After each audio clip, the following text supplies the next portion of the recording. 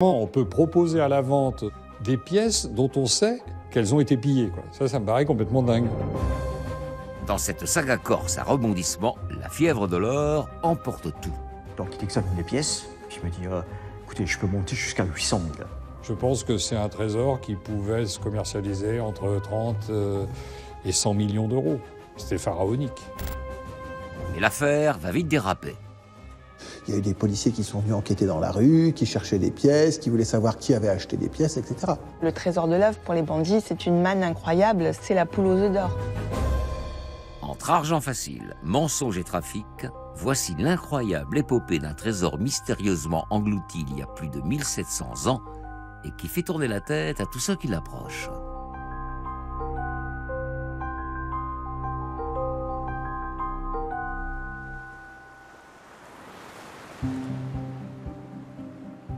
Tout commence le 6 septembre 1985, au nord d'Ajaccio, dans le golfe spectaculaire de Lava. Un jour qui va bouleverser à jamais le destin de Félix et Ange Biancamaria. Ses frères jumeaux, fils de bonne famille de l'île de Beauté, ont alors la vingtaine. Avec leur ami Marc Cottoni, aujourd'hui décédé, ils se lancent dans l'une de leurs activités favorites, la pêche aux oursins.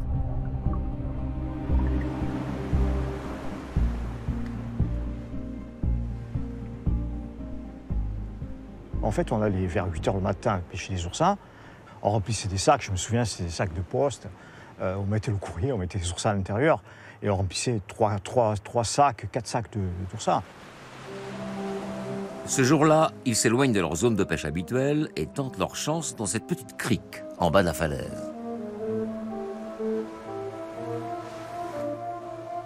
C'est la première fois qu'ils plongent ici. L'eau est claire, les conditions sont idéales pour récolter les oursins.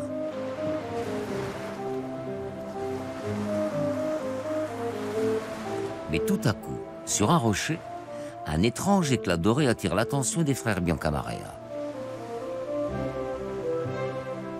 Et là, on trouve 3 pièces. Elles étaient poussées sur la roche, concrétionnées, c'est-à-dire qu'on aurait dit qu'on avait mis du ciment, en fait. Elles étaient dans une faille.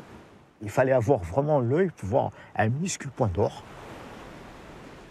Par la suite, quand on retourne au bungalow, j'avais un garage où il y avait plein de matos pour bricoler et tout ça, et on les a trempés dans de l'acide. On s'est aperçu que c'était des pièces, voilà, c'était des pièces chromées. On ne savait pas où c'était romain, puisque c'était en chiffre romain, voilà. Des inscriptions antiques, des visages qui ont tout l'air d'être ceux d'empereurs, seraient-ils tombés sur un trésor ?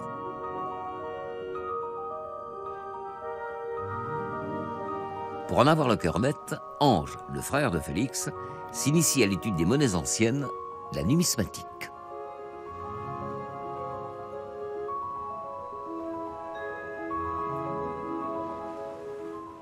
Donc on est allé acheter des bouquins qui parlaient justement de la numismatique. Et là, on s'est aperçu qu'il y avait des pièces répertoriées, on en avait 2. Et je me rappelle qu'il y avait les tarifs, l'estimation des pièces, il y avait l'historique. Et on s'est aperçu que c'était des pièces en or. Et c'était de l'or, je crois que c'était du 24 carats. C'est presque de l'or pur, il y avait 99% d'or. Évidemment, on s'est dit, il y a ça, il y en a d'autres. Donc on est allé, on est retourné en chercher encore. Débute alors une véritable chasse au trésor. Autour du lieu de leur première découverte, les jeunes gens ratissent les fonds. Et là, on trouve rien. On est un peu à cran, on se dit, bon, il y en a plus, c'est peut-être les 3 qu'on a trouvés.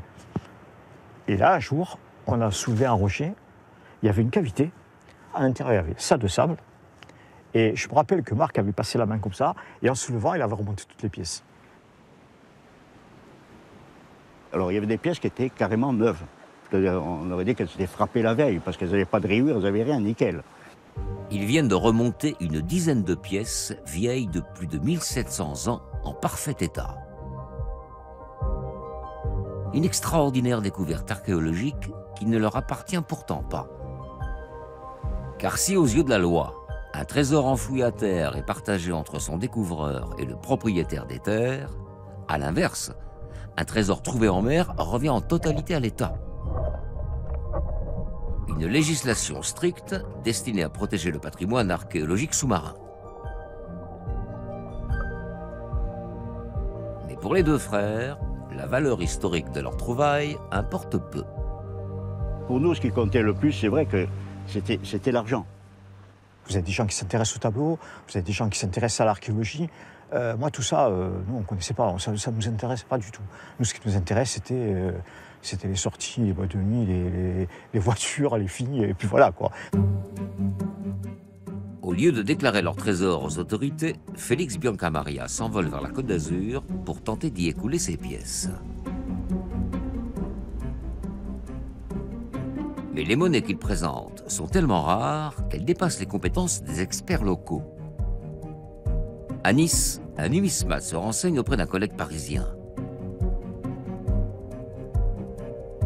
Félix Biancamaria se souvient de sa stupéfaction.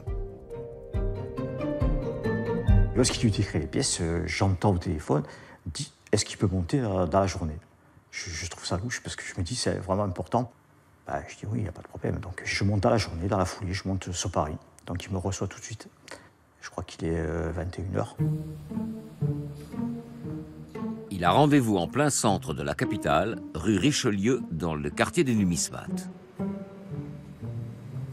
Ici, dans toutes les échoppes, on achète et on vend des pièces anciennes. Il est attendu dans cette boutique. Aujourd'hui reprise, elle a gardé le nom de l'ancien propriétaire Jean Vinchon. À l'époque, il est considéré comme le plus grand expert français des monnaies antiques. Une sommité qui a eu les honneurs des caméras de l'ERTF. Monsieur Vinchon, comment se compose une collection de numismatique? Eh bien, cette science est très vaste et très passionnante, accessible à tous. Il suffit d'être bien conseillé pour effectuer ses premiers pas. L'expert reçoit Félix Biancamaria après la fermeture. Le jeune homme a une dizaine de pièces à lui proposer. Selon la loi, ces monnaies non déclarées sont interdites à la vente.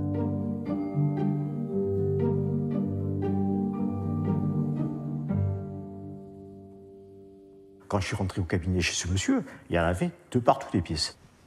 Donc il examine les pièces, il y avait sa fille à côté, il se regarde, puis il me dit écoutez, je peux monter jusqu'à 800 000. Je dis je fais quoi alors? Je dis parce que les pièces sont là, mais vous les achetez quand? Il me dit je vous les prends tout de suite. Je vous les prends tout de suite, je dis ok. Donc je suis ressorti du bureau de Vinchon avec 800 000 francs dans la poche.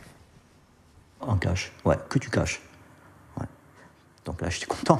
Je me suis dit, je ne suis pas monté pour rien. Il repart avec l'équivalent de 120 000 euros. Le numismate Jean Vinchon, lui aussi, vient de faire une excellente affaire.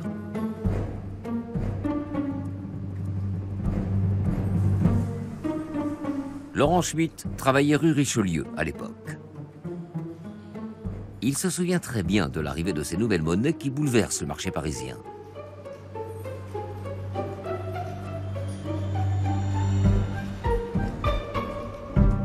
Il y avait des choses extrêmement rares qu'on connaissait pratiquement pas avant le Trésor, par exemple comme ce qu'on appelle les médaillons ou multiples de Claude II le Gothique. Il y avait un exemplaire connu avant le Trésor. Aujourd'hui, si cette monnaie-là passait en vente, c'est une monnaie qui vaudrait au moins 500 000 euros. Donc c'était de toute façon exceptionnel.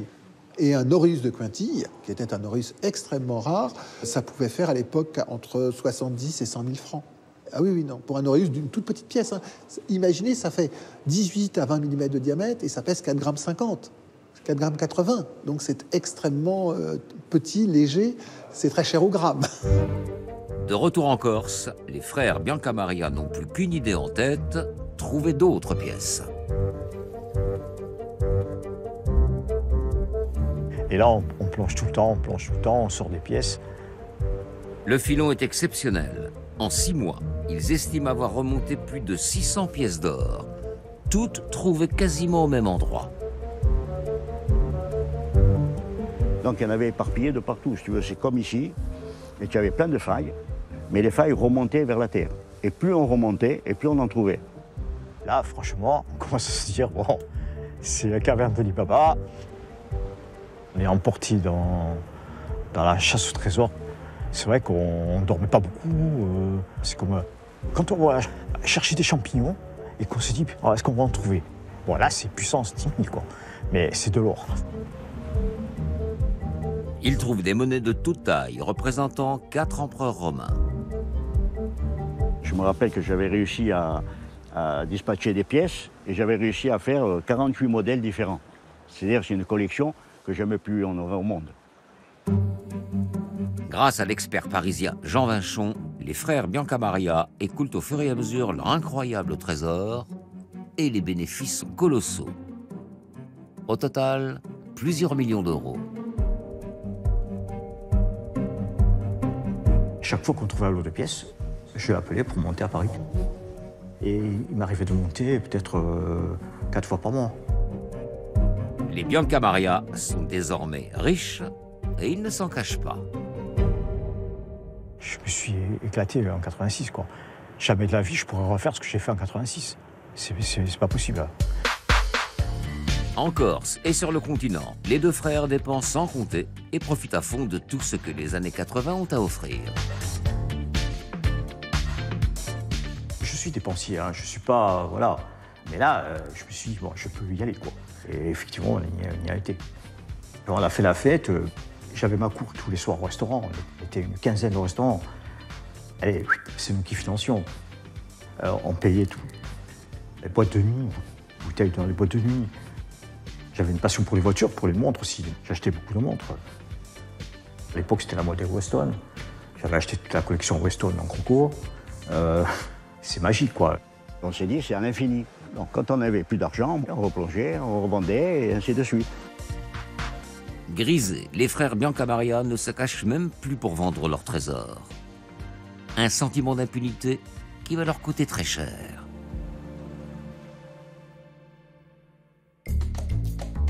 À l'automne 1986, un an après leur première découverte, leurs pièces sont mises en vente à Monte-Carlo lors d'enchères organisées par le numismate Jean Vinchon. Un catalogue officiel est édité pour l'occasion.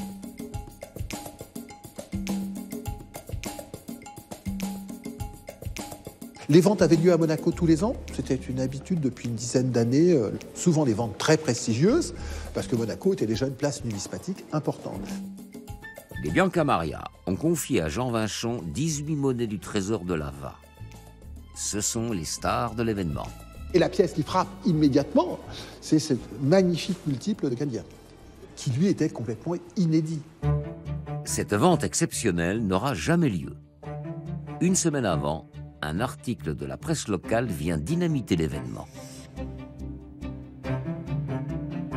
Alerté par un informateur anonyme, le Provençal dénonce un scandale archéologique en cours dans le golfe de Lava. Découvert par des pilleurs d'épaves lors de Lava aux enchères à Monaco. Les ennuis débutent pour les frères Biancamaria.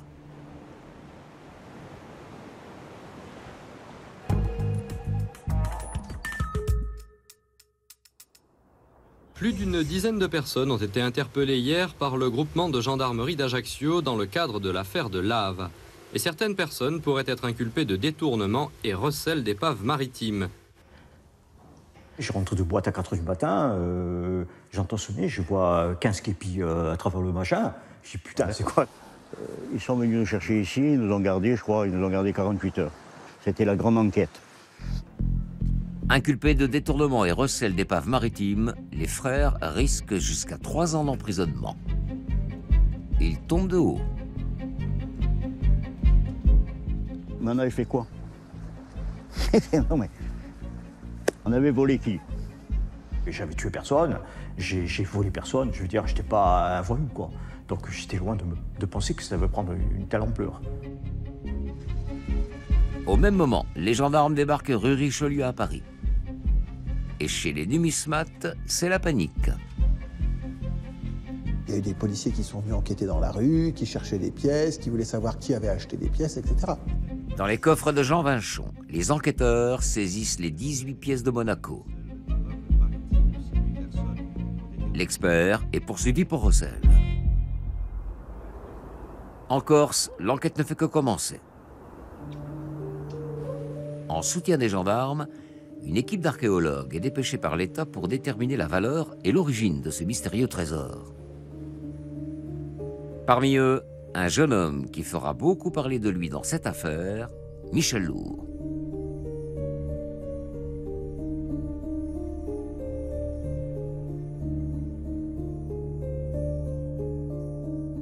Alors moi, je vais tout de suite être impliqué dans cette enquête de terrain et très vite, en recueillant des informations à droite à gauche, j'ai presque envie de dire en faisant les bars corses, je me rends compte qu'il y a eu vraiment un pactole qui a été trouvé.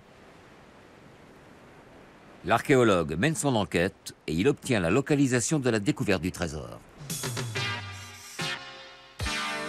Le trésor de Lava, on en reparle après les inculpations de ces derniers jours. Opération cet après-midi de la DRASM, la direction régionale de l'archéologie sous-marine.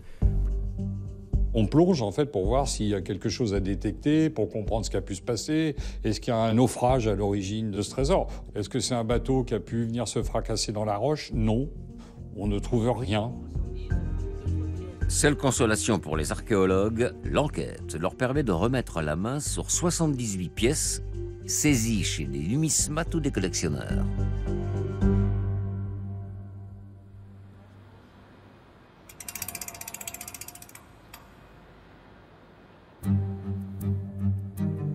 Ces monnaies sont aujourd'hui précieusement conservées au cabinet des médailles de la Bibliothèque nationale de France.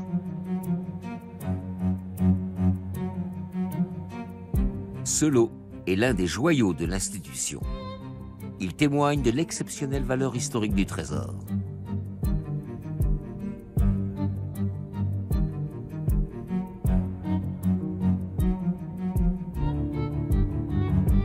Pour ce qui est des monnaies, on ne connaît pas le nombre exact de monnaies que le trésor contenait, on ne le connaîtra sans doute jamais, mais le trésor, on estime qu'il contenait entre 1200 et 1400 monnaies. C'est beaucoup? C'est énorme, c'est clairement le plus gros trésor d'or de cette époque, du IIIe siècle, mais pour cette période, il est vraiment sans équivalent. On a tous les types de monnaies. Vous avez l'unité, qu'on appelle auréus, donc une petite monnaie d'or qui pèse 5 grammes environ. Les monnaies les plus spectaculaires du trésor sont ces médaillons d'or qui peuvent peser jusqu'à 40 grammes. Ici, un multiple de 8 auréis de Claude II.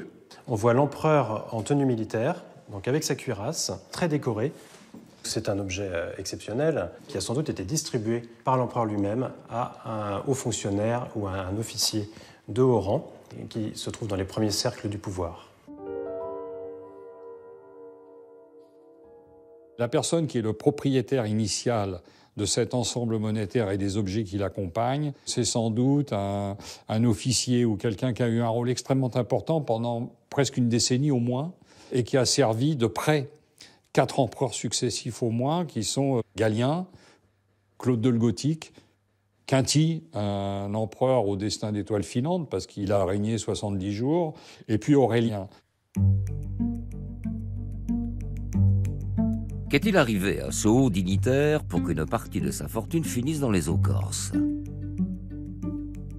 A-t-il fait naufrage au large de l'île, à l'époque province de l'Empire romain? Sans trace d'épave, impossible de le savoir. Mais le champ des hypothèses est très vaste et chacun peut y aller de son imagination. L'imagination n'est pas l'histoire. Il faut prouver les choses pour qu'elles deviennent historiques. 1700 ans après, au grand désespoir des historiens, l'État n'a récupéré qu'une infime partie de ce trésor. Toutes les autres pièces sont soit dans des collections, je dirais entre guillemets, cachées ou, disons, en sommeil, ou sinon elles sont à l'étranger. Et je pense que la plus grosse partie du trésor de Corse est à l'étranger. L'histoire de ce trésor reste encore un mystère. Et ce ne sont pas les deux protagonistes de l'affaire qui risquent de l'éclaircir, bien au contraire.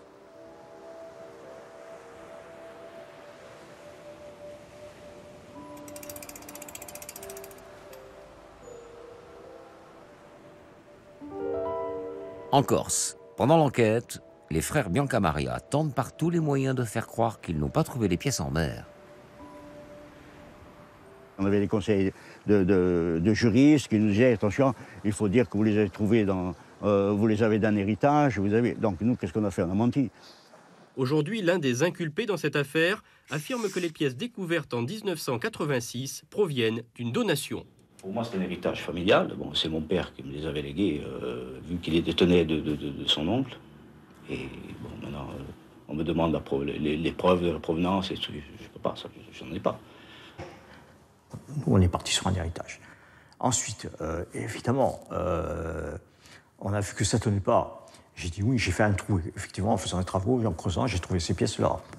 2 fois mon tir. Alors, on essaie de s'en sortir comme on peut. Effectivement, ce n'était pas clair. Aucune de ces versions fantaisistes ne convainc ni les enquêteurs ni le tribunal. En novembre 1994, à Ajaccio, les Bianca Maria sont condamnés pour détournement et recel d'épaves maritimes. Ils écopent chacun de 15 000 € d'amende et 18 mois de prison avec sursis. Le numismate Jean Vinchon est lui aussi puni de 30 000 € d'amende et 14 mois de sursis pour recel. Fin de l'histoire, c'était sans compter sur la ténacité de Michel Lourd.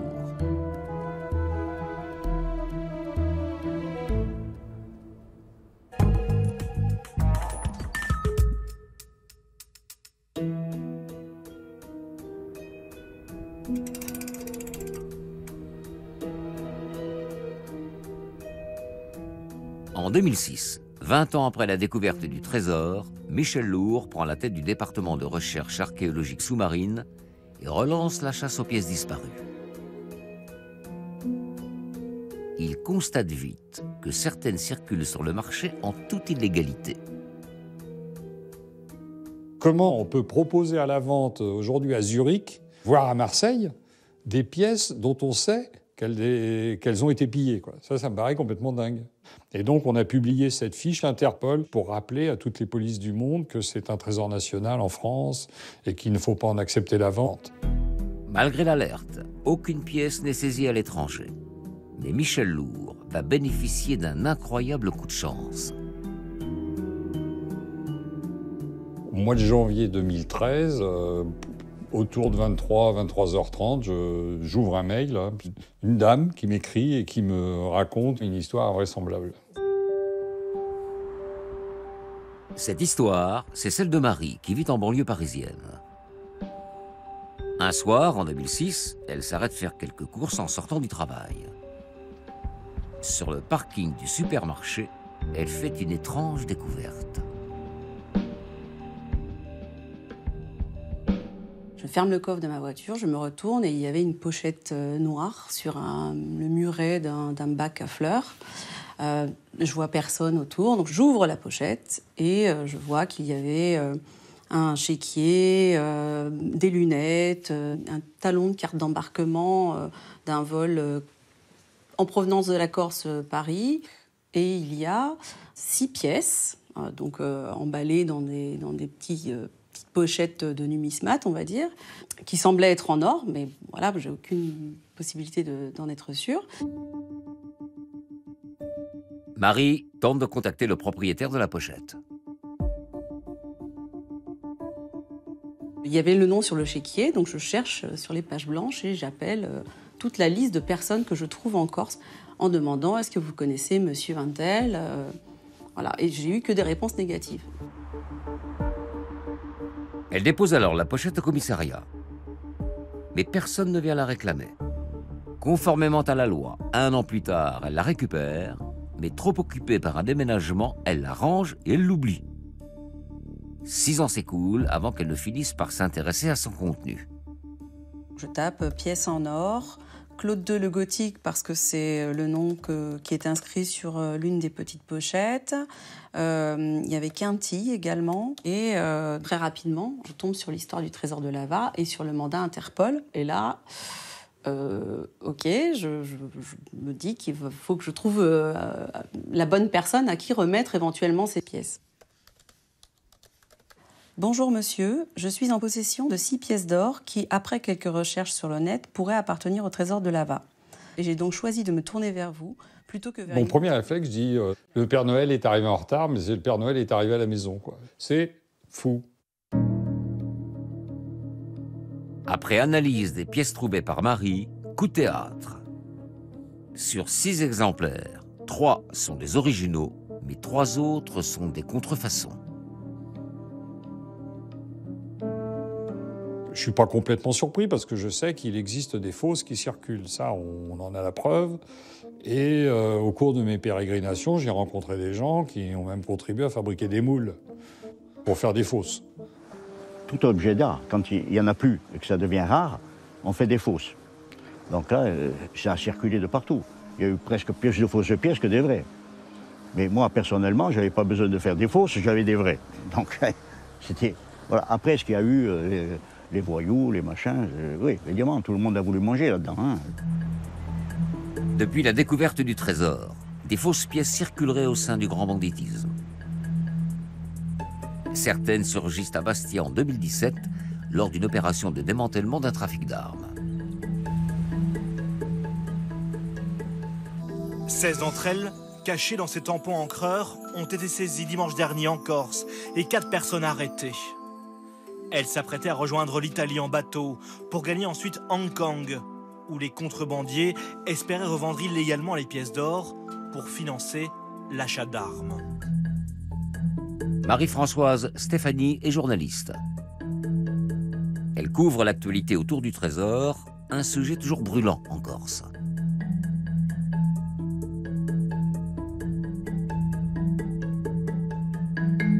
Tout bandit a essayé de gagner de l'argent avec les pièces du trésor de Lave.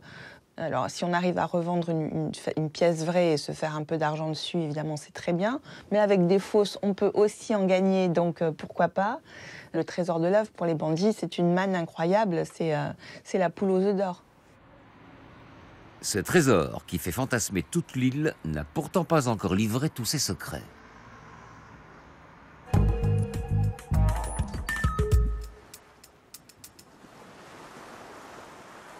En 2010, l'un des joyaux de Lava refait surface de manière inattendue. Les services d'enquête ont un renseignement comme quoi des pièces d'or, au début, circuleraient de nouveau.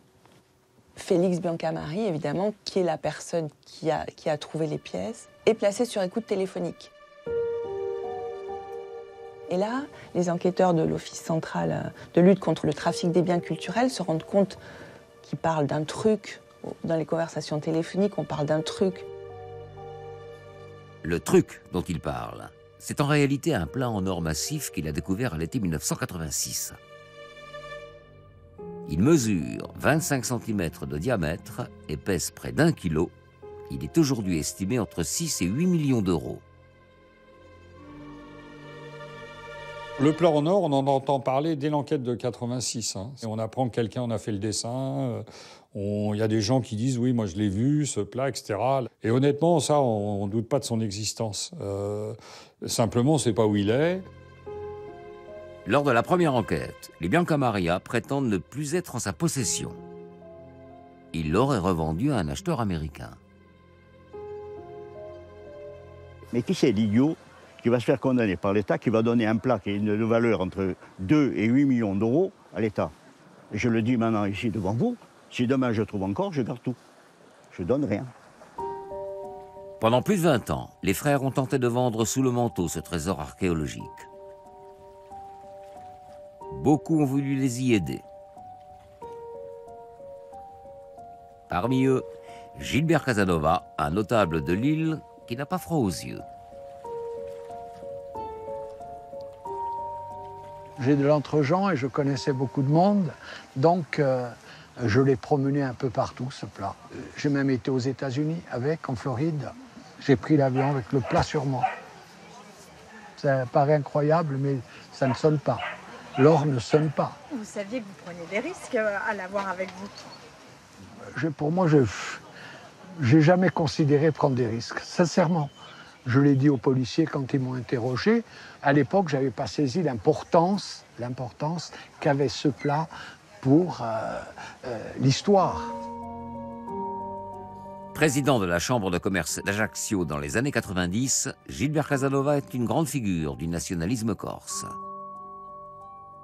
C'est aussi un habitué des tribunaux plusieurs fois condamné.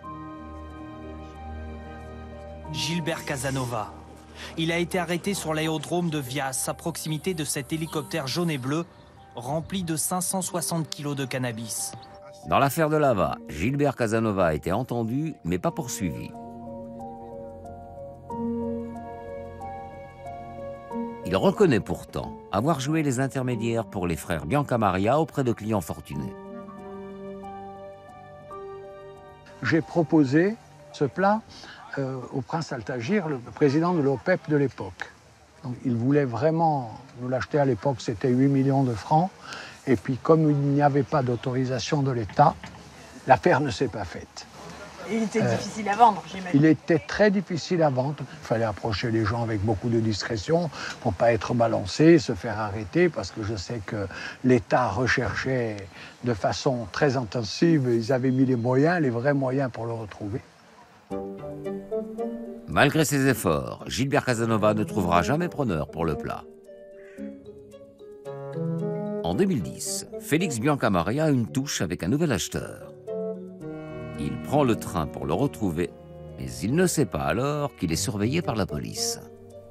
Lorsqu'on arrive à Roissy, je vois arriver des gens avec les brassards. Et c'est bon. Alors ils sont arrivés devant, derrière. Ils me disent suivez-nous. Ok, je les suis. Et puis là, sur le quai de la gare, ils ouvrent le sac, ils trouvent le plat. Et ils me posent la question, me disent, c'est le fameux plat. Je dis oui, c'est le fameux plat du trésor de Lava. Je dis vous le savez comme moi, hein, c'est pas, voilà, ils sortent pas de la machine à laver, ils sortent de là. Donc voilà, c'est le plat du trésor de Lava. Quand on a appris que Félix Biancamaria avait été arrêté avec le plat dans son sac, on s'est dit, oh là là, mais qu'est-ce qu'ils ont encore fait, quoi. Voilà, ils ont encore des problèmes avec ce trésor. Mais enfin, on s'est dit aussi que bon, bah, le plat, quand même, avait été retrouvé. C'était quand même, c'est un plat incroyable, quand même. Le précieux objet est confié à Michel Lourd, mais quand il le découvre, l'archéologue a une très mauvaise surprise. Le plat n'est pas entier. On voit parfaitement qu'il était orné en son centre d'un décor. Et ce décor, en fait, en l'occurrence, on le voit en gros plan, on voit qu'il y a un décor de ciselure qui est très fin d'ailleurs. Et là, à l'intérieur, il y avait un médaillon, un multiple de Galien. C'est une monnaie qui a été fondue autour d'automne 262-63, c'est-à-dire pour les 10 ans du règne de Galien. Où est donc passé ce médaillon rarissime? Le dernier qui reconnaît l'avoir vu, c'est Gilbert Casanova.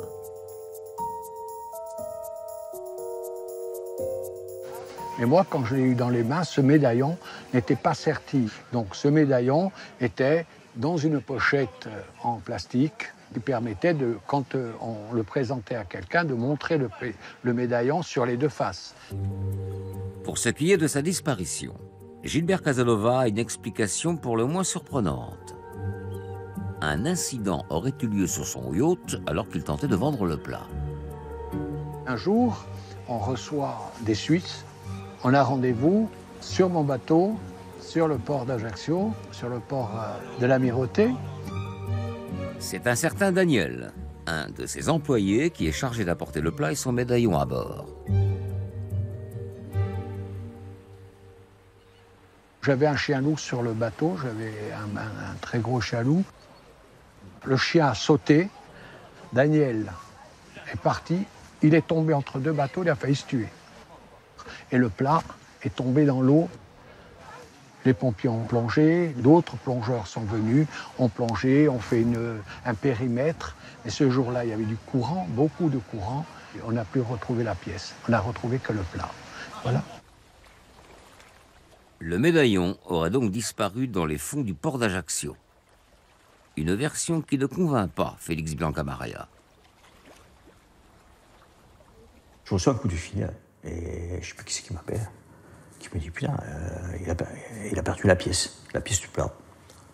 Bon, ok, il a perdu, hein, c'est pas. Sauf que j'apprends plus tard que cette pièce elle a été vendue. Parce qu'elle est en circulation, on sait qu'elle est en circulation. Ouais.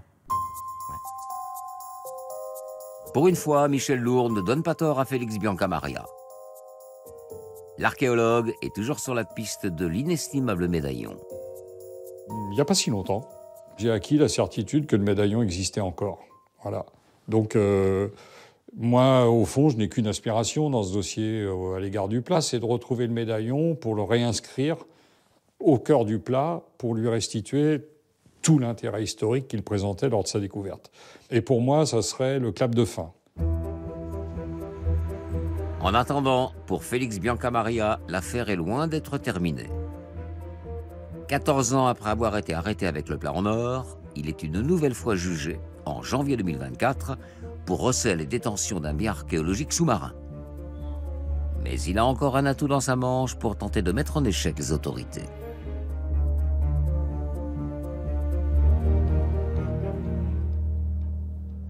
On m'accuse d'avoir trouvé un trésor en mer. C'est à eux à prouver que ce trésor provient de la mer. On est bien d'accord. Jusque-là, tout va bien. Sauf que, non seulement ils ne peuvent pas le prouver, mais en plus ils disent qu'il n'y a pas d'épave. Monsieur Michel Lourd, patron de tout, Zorro des mers, principal accusateur, qui dit qu'il n'y a pas d'épave. Comment on peut condamner quelqu'un s'il n'y a pas d'épave? C'est-à-dire, voilà, on condamne 2 meurtres, mais il n'y a pas de cadavre. Aucune épave n'ayant été trouvée près de Lava, il affirme aujourd'hui que le trésor n'est pas maritime, mais terrestre.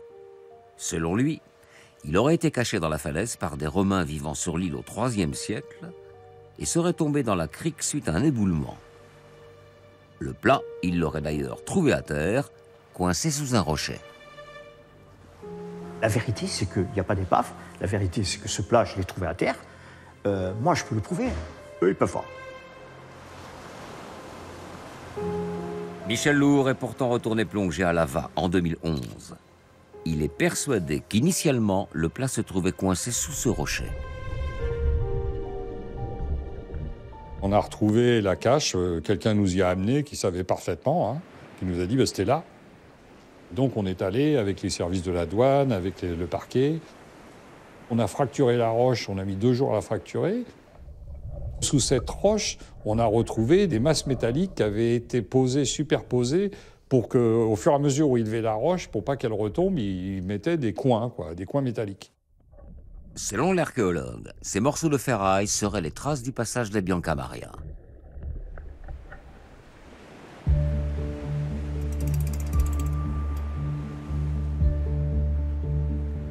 Alors, le plat en or a-t-il été découvert sous l'eau, comme le soutient Michel Lourd, ou sur terre, comme l'affirme Félix Biancamaria? Pendant 2 jours, à Marseille, les 2 thèses vont s'affronter au tribunal correctionnel. Félix Biancamaria risque cette fois 2 ans de prison pour détention illégale d'un bien culturel maritime. J'ai hâte d'être au tribunal, là, parce que je stresse un peu ce matin, mais bon, hier aussi. Là, j'attends de voir comment ça va se passer. C'est normal que je sois un peu stressé. Au cœur de cette audience, une question. À qui appartient ce trésor archéologique? À Félix Biancamaria ou à l'État? Pour y répondre, le tribunal va devoir tenter de démêler le vrai du faux dans l'histoire du trésor de Lava.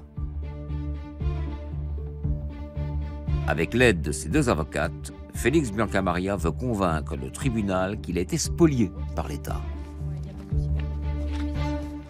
Notre thèse, elle est très simple. C'est la thèse selon laquelle ce trésor est en fin de compte un trésor terrestre et non pas maritime. Et nous avons pour cela un certain nombre de faisceaux d'indices qui permettent de s'assurer que cette piste-là aurait mérité d'être creusée parce que tout à fait crédible. Et qu'est-ce que ça change ? Cela change considérablement les choses, puisque déjà cela change la législation applicable, cela change le sort de M. Félix Biancamaria et bien évidemment la propriété même du trésor. À savoir ? À savoir notre client. En clair, si le plat a été trouvé à terre, Félix Biancamaria peut en revendiquer la moitié de la propriété. Un enjeu de taille pour un objet estimé entre 6 et 8 millions d'euros. Mais dans ce procès, un élément joue lourdement contre lui. Félix Biancamaria, on va parler de votre livre, puisque vous avez décidé de raconter la vraie histoire du trésor de l'Albe.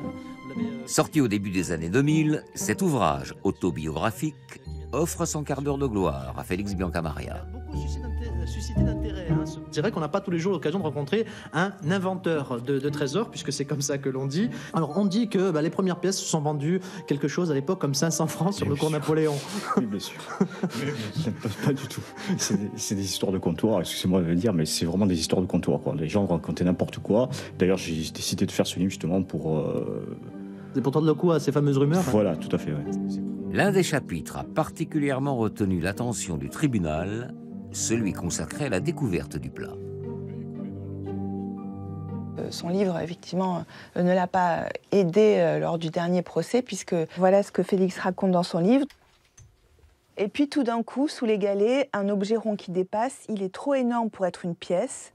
Je pense à un morceau de métal, et en le ramenant vers moi, j'ai l'impression d'une assiette tordue avec un gros médaillon en or. Et là, il est sous l'eau. Et là, il est sous l'eau parce que dans la page précédente, il a raconté qu'il était en plongée avec son ami Marc. Le livre, on m'a reproché le livre. Mais c'est quoi le livre? D'abord, une chose à savoir, c'est que c'est pas moi qui l'ai écrit. Dessus, comment? Mais c'est signé Félix Biancamaria. Ouais, bah oui, oui, voilà.